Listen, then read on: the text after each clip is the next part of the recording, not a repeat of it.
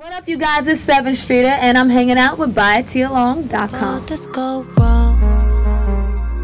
We should take a break, 'cause you feel like you know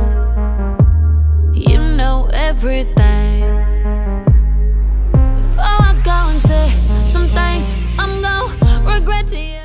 What's up, everybody? This is T Along with buyatialong.com and thesource.com.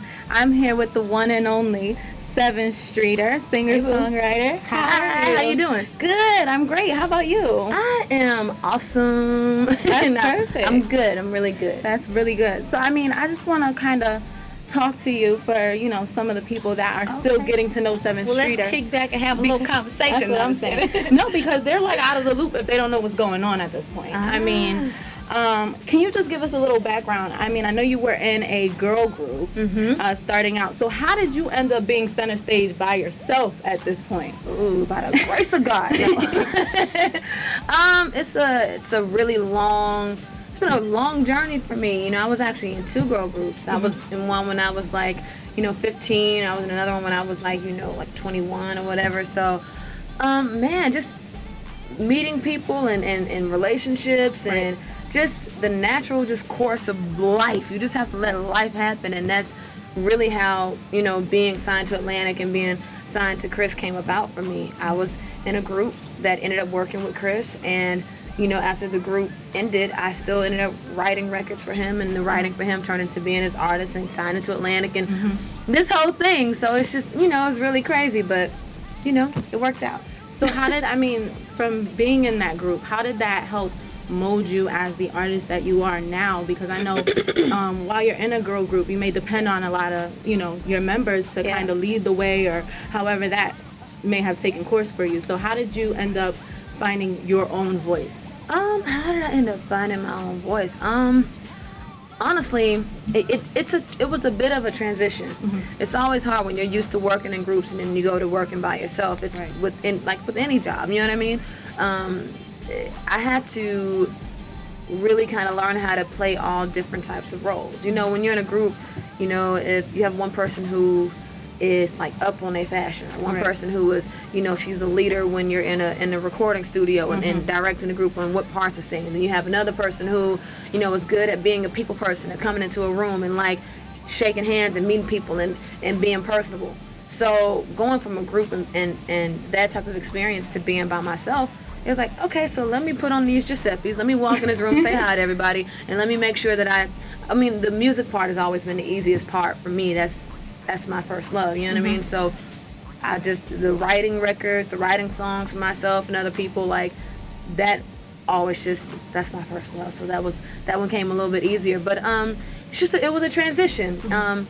But it was a change that needed to happen, and for sure, yeah, I trust God, and it's been great. That's good. So your real name is Amber. Yes. So where did we come about with the Sevyn?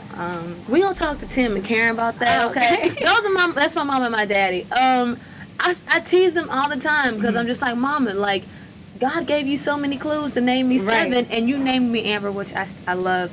I love the fact that I am Amber and I am Sevyn, because I need the separation sometimes, to be quite honest. But Sevyn comes from a couple of different things. My mother had me at 7 months. Oh, wow. On the 7th day of the 7th month.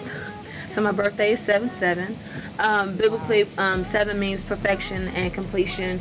And I felt spiritually completed in 2007, and that's when I actually changed my name to Sevyn. So, and anybody who knows me and works with me, I'm a super duper perfectionist. I need things, especially in a studio, like I can hear if something needs to be nudged a little bit or whatever the case may be. So I get it honest, you know what I mean? But that's where Sevyn comes from. Oh, wow, that's a great story. Wow. So as a songwriter, you've definitely established yourself working with Chris Brown, Tamar, Alicia Keys, the list goes on. And so my question to you is just, how do you feel right now being in front of your own record? Since you were writing for so long, behind the scenes, now being in front of that, how does that feel?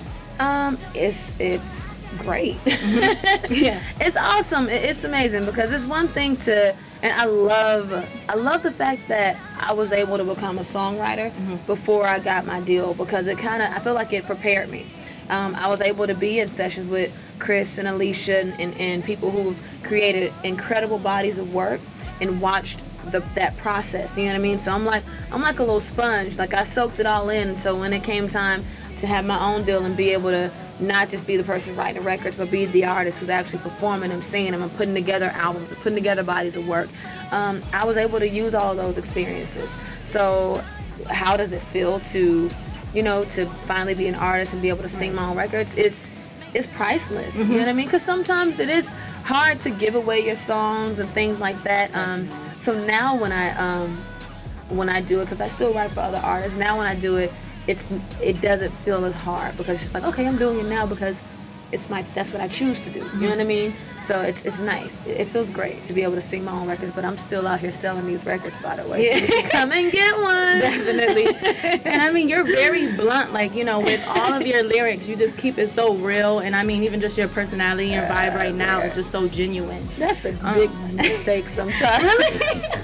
Well, it I seems can't right. help it. You should be an actress then if you acted. I am getting into acting. I really am. I've been taking acting classes and going on auditions, so I'm really excited about that. Oh, that's great. But, yeah. So how is it? I mean, you have to be yourself regardless. You do. For your music to really be, for anyone to connect to your music. You know, that's what we're looking for. Someone that can relate to us, someone who's in this position, but we're looking to kind of connect with them on a different level. So how important is transparency for you? Is there ever a time where you feel like you might be a little bit too transparent, or? Well, this is the thing. I'm the type of person that I may, I wear my heart on my sleeve. I'm very just like, okay, if that's how I feel, then that's how I feel. Yeah, you love it, you hate it, whatever, but that's just how I feel. And sometimes it may come back around to be like, okay, maybe you shouldn't have said that. Right. But what's over with is over with, and it's already out. I already said it. It's already done. I already wrote it. It's already in the song. You can't get mad about it. That's just what it is. What it is. And you're gonna sing it. And I'm gonna sing it. So you know what I mean. So I don't know. I feel like, you know, for some people that may not work for them, but for me, that's the only way that I know how to operate, you know, within my life, and that's the way that it works best for me that way. So let's talk a little bit about the music. You just came out with the Should Have Been There Part 1 EP, and that was very amazing. I mean, I love how you set it up with the interludes and everything like that, so that we can get that side of you, and then hear your way of putting it into music. It really stood out to me when you were like, how many get out of jail free cards are you gonna give to your man? So let's ask Sevyn that. When is it too much? That's a good one. Okay, let's talk about it. How many get out of jail free cards? Well, not that many. Truth be told, like, when I feel like, okay, I'm 2 seconds from, like, you know, doing something might have me end up behind some bars somewhere or something. Before it gets to that point, that's your last get out of jail free card, because you're not about to have me looking crazy. Right. So let me go ahead and, you know, dismiss you and go on about my life. I think that's when, ladies, y'all know, like, we all have that place that, you know, if the right person push you, you can go there. And I think that some women, they go there, but for some of us, well, I'll speak for myself, you know your limit. You know what I mean? You know your limit, and the limit is different for every woman. But for me, it's like, okay, that limit right before I feel like, okay, you about to cause me to, you know, hop out all the way out of my character. Because I'm not going to let no... you can say it, band. I'm not gonna let no band, you know, bring me that far out of my character. So, you know, to the point to where I'm looking crazy. Like, I'm not gonna do that. Right. So I mean, I'll write a song about you before I let you do that, and I'll make paper off of you before I let you do that. Oh, I like that. That's the truth. Is what it is. So I mean, right now you're in a good spot. It seems like, from, you know, your relationship right now. So how do you make a part 2 to this, or how do you approach your album after, you know? I mean, I approach my music the same way every single time, because people keep asking me, like, so is, you know, Should Have Been There, you Should Have Been There Part 1 was about, you know, what you went through with your ex and yada yada yada, and what a Should Have Been There Part 2 gonna be about? And my answer is literally always the same. You don't know how your life is gonna turn out. I can't tell you what's gonna happen tomorrow, or the week after that, or the month after that. So whatever headspace that I am in when I feel like releasing Should Have Been There Part 2, is gonna be what it's gonna be. You know what I mean? If I'm like, you know, going through one of my girlfriends, or you know, if I'm going through whatever, I'm gonna write about that, and it will be truthful. Yeah, I mean, you speak to the women on that, because we need to hear that reminder that we're not just crazy. It's not just me that's going through it. No. You know, everybody is going through that. Yeah. And so that has to do with, you know, just connecting with females. So I noticed your post on Instagram and Twitter about the Emmys. What I said this time. Yeah. You said something about the Emmys, but I was like, yes, because you said that pretty much the women on the Emmys, you know, they show such a sense of sisterhood. They came together in their industry.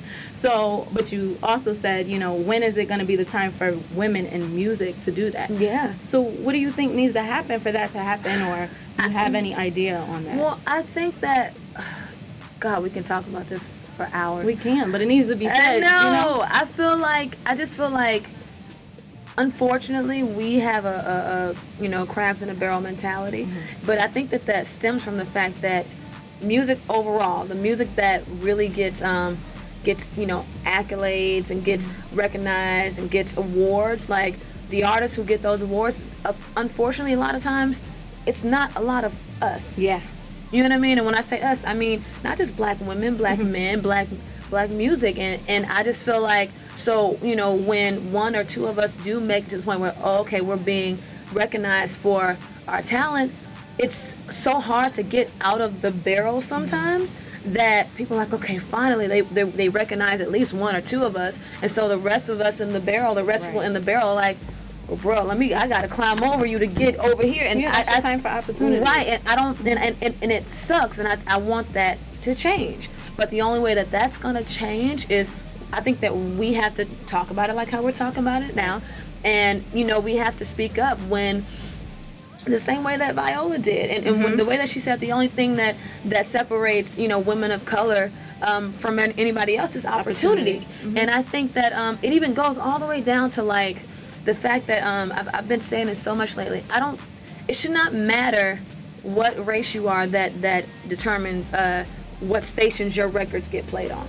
Yeah. You know what I mean? It's So I just think that's music. what I'm saying. It trickles all the way back down. And I just feel like, you know, if a K Michelle, or, you know, a whoever, or I myself, we have a dope record on, and so does an Ariana Grande, or who I've written #1 records for. Yeah. You know what I mean? Her or whoever else. If the records are good across, if all of those records are good, one should not be played on Urban AC and the other one be played on a different format. You know what I mean? I feel like once that thing kind of changes, and it needs to, that's the That big gray part. area. That gray area, and I think that's what causes, you know, a lot of time, you know, that's what causes friction, and what makes people, you know, women or whoever else in our industry feel like, you know, have that crab in a barrel mentality. Right. You know what I mean? And I feel like it's been a while for like R&B, black women in R&B to kind of come together on like one record. So if you could do that, like a Moulin Rouge, or a that would be I so Want to cool. Be Down remix, that kind of thing. Like everybody. If you could just get them all in one room and just set it up on your own, you know, who would you have featured on that record? Well, I'm just gonna say I'm glad you didn't give me a number, because all right, let's go down to 5. No. Let's cut it down to 5. No. Okay. Oh, No, you go ahead.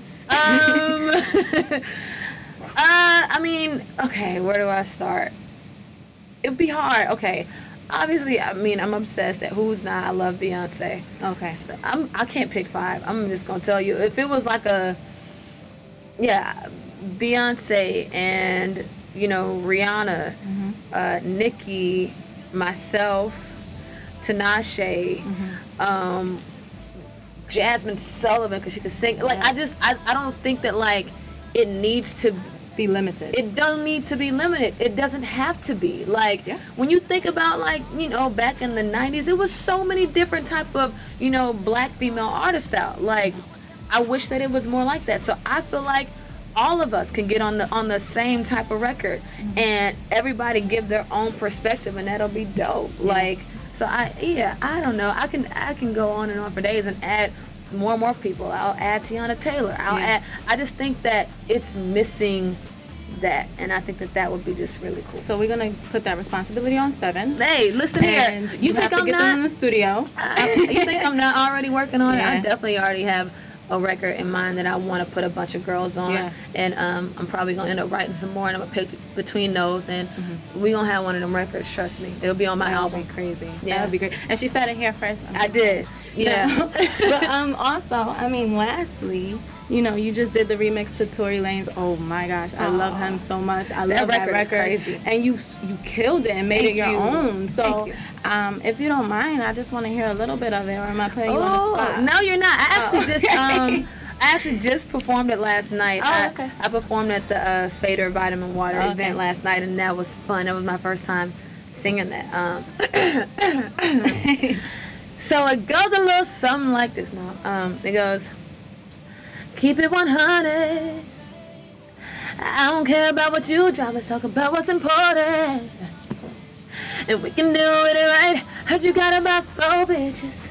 Try to say you had less, boy, don't do it. You say I'm on your mind. I just want you to. Heard you got about 4 bitches. Try to say you had less, boy, don't do it. You said I'm on your mind. You gon' need to spend more time to prove it. Cause I want you to, baby. Hey, you killed that. I love it so much. I love flipping that. It was fun. Yeah. It was really, really fun. Yeah. And it kind of reminded me a little bit, like, just your falsetto is just crazy, and it reminds me of Film Me with Eric Bellinger. Oh, that's my boy. Hi, E. That's my favorite. Oh, thank you. I did an interview with him and talked to him about that record that you guys did back in the day. Yeah. And I can't wait to hear more music from you. I mean, your voice is obviously angelic, and it's amazing, and it's everything that we need to hear now. Thank you. Quality. So thanks for sitting with me, and thanks for watching. I appreciate you all, and you're amazing.